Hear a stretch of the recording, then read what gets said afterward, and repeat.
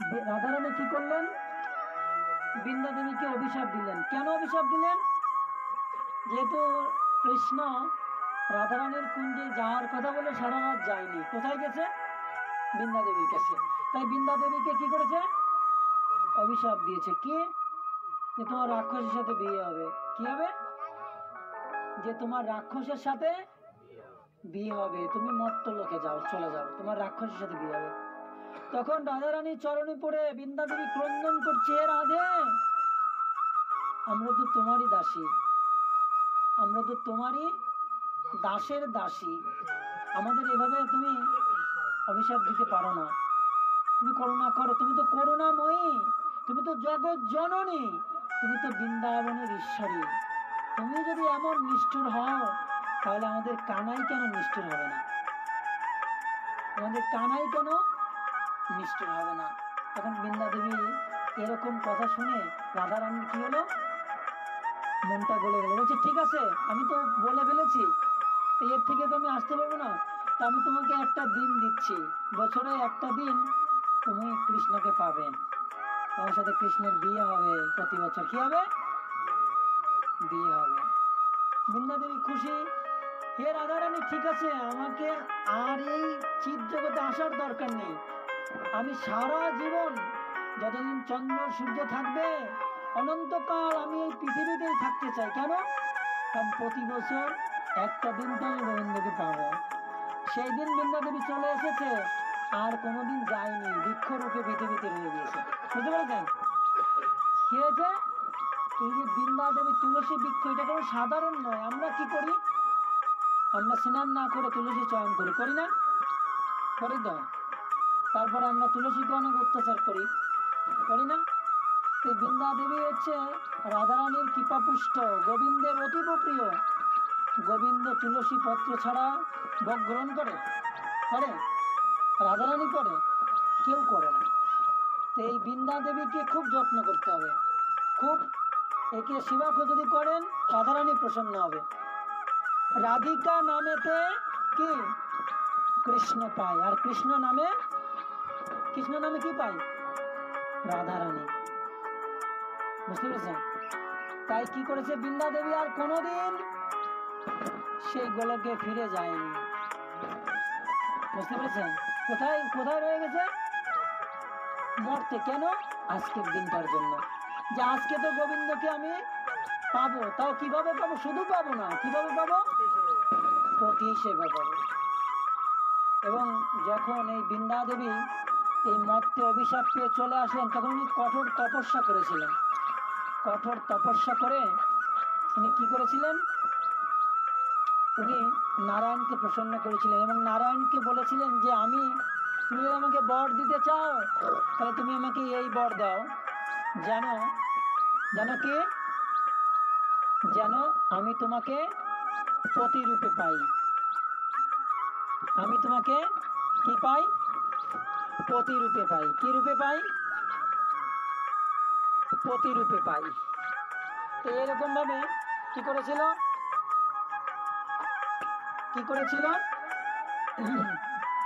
নারায়ণের কাছ থেকে আশীর্বাদ পেয়েছিল। নারায়ণ আশীর্বাদ দিয়েছিল, ঠিক আছে, আমি তোমাকে প্রতিরূপে তুমি আমাকে পাবে, কিন্তু এখন না, সময় আসলে পাবে। যথারীতি রাক্ষসের সাথে তার বিয়ে হলো। রাক্ষসকে শঙ্খচূড়, বা কোন কোন কল্পে জলন্ধস নামে। কি নামে? জলন্ধস। আর হচ্ছে শঙ্খচূড়। বিয়ে হলো। এখন ভগবান আশীর্বাদ দিয়েছে কি? যে তোমার যে পতি হবে, সে পতি তোমার আগে মারা যাবে না। কি হবে? তুমি যতদিন বেঁচে থাকবে তোমার স্বামী মারা যাবে না। আর ব্রহ্মাদেব বর দিয়েছিল যে সতী নারীর পতি মারা যায় না আগে। একই বর না? যিনি সতী নারী, তার স্বামী মারা যায় না, যায় আগে? মারা যায়? যায় না। এরকম বর দেওয়ার ফলে কি হলো? শঙ্খচূড় অনেক শক্তিশালী হলো এবং দেবতাদের উৎপাত করতে থাকলো। দেবতারা কি করলো? নারায়ণের কাছে গেলে, নারায়ণ আপনি কৃপা করে আমাদের উদ্ধার করুন।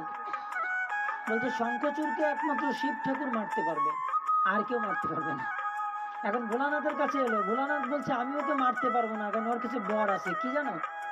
ওর স্ত্রী সতী, ওর স্ত্রী যতদিন না মারা যাবে ততদিন ওকে মারা যাবে।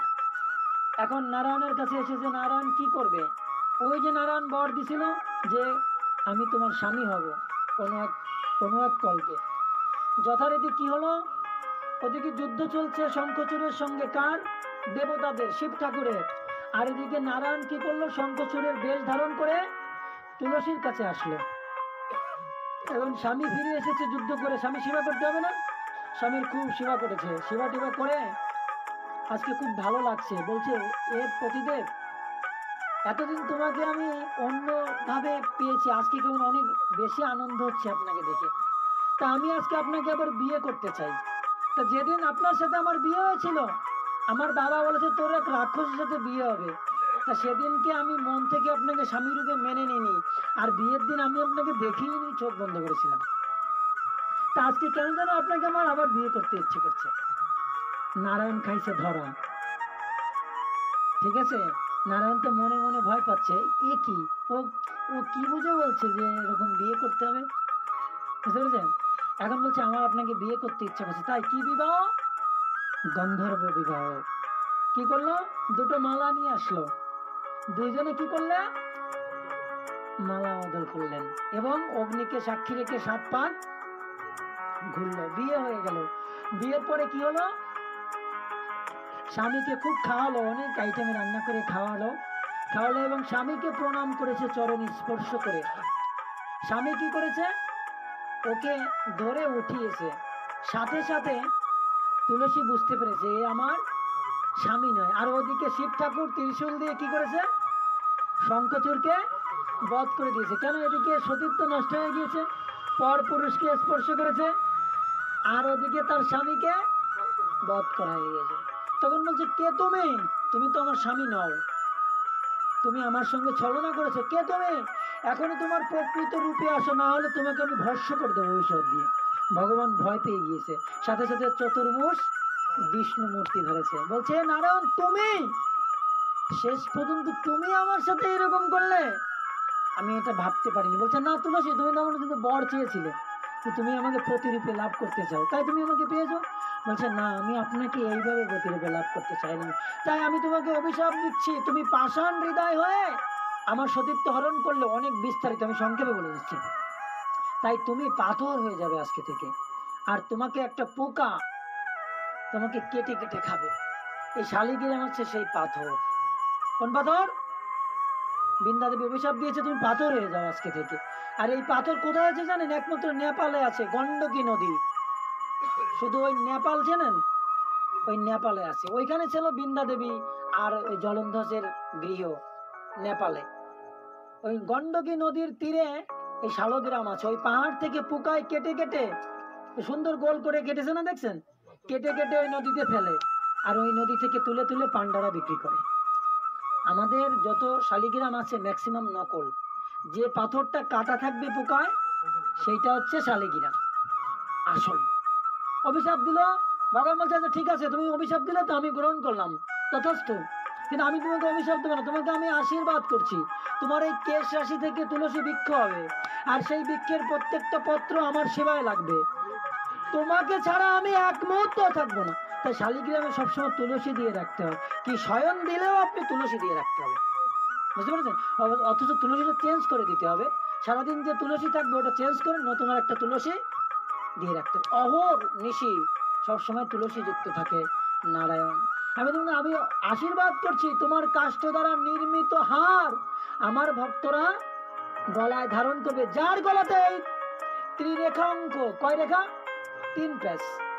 এই 3 প্যাচ মালা থাকবে, জেনে রাখবে, তার কাছে তোমার ভক্তি থাকবে, আমার কৃপা থাকবে, আর আমি তার বাধা হয়ে থাকবো তার দ্বারে। আনন্দ দিব। এই জন্য বৈষ্ণবরা কি করে? তুলসীর মালা ধারণ করে। নারায়ণকে বেঁধে রাখা, তুলসীর হার ধারণ করা মানে কি? কৃষ্ণকে বেঁধে রাখা, বেল্ট। কৃষ্ণকে গোবিন্দ নারায়ণ স্বয়ং বলেছেন, তোমার তুলসী, তোমার কাষ্ঠ দ্বারা, তুমি যে বৃক্ষ হবে, সেই বৃক্ষের কাষ্ঠ দ্বারা আমার সেবা হবে। আর তোমার তুলসী মঞ্জুরির মালা, আমি বৈজয়ন্তী মালা ধারণ করি না, নারায়ণের বৈজয়ন্তী মালায় 4টা ফুল ছিল আগে, কয়টা ফুল? আর একটা ফুল অ্যাড করলেন, তুলসী মঞ্জুরি ফুল।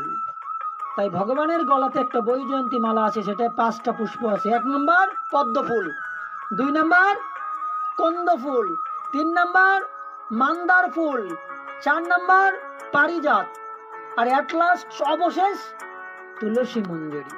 এই 5 ফুল দিয়ে ভগবানের গলায় বৈজয়ন্তী মালা।